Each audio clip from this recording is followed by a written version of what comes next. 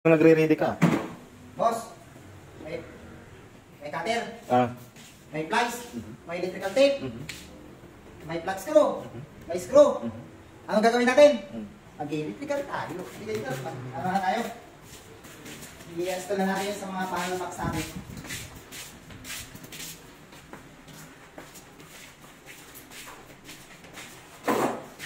Ito eh. Dalawa ito. May upload sa kabila.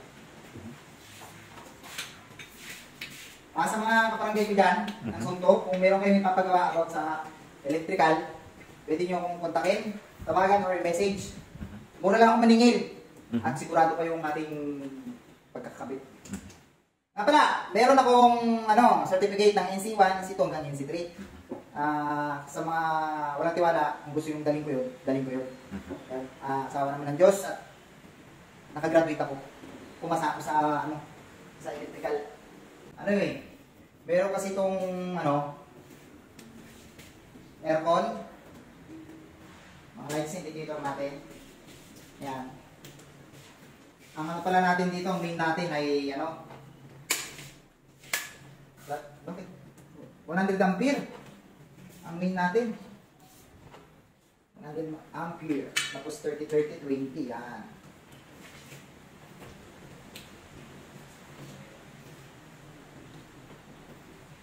Ay nga pala, kung bago kayo sa channel ko, comment nyo naman kung taga-saan kayo para alam ko kung saan umabot ang video na to. Ayan.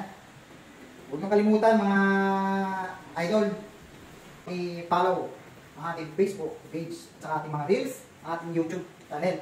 Paki-follow nyo rin si Katakot TV at saka si Tetsky TV. Yan. Gusto nyo habang nagbabalat ako dito sasayaw-sayaw ako ng ganyan Screwy. Oy, marami pa tayong gawa, Kang Jun. Mag-ano pa tayo? Maglalagay pa tayo ng spandrel. Spandrel pa tayo, kaya abangan yung pagkakabit namin ng spandrel kung paano. Napakasimple lang, kayang-kaya yung gawin. Ang pag-electrical kasi, kung hindi nyo napagkalala talagang, hindi pwede kasi ito nakakasunog. Kamali kayo ng gamit, pwede may puputok na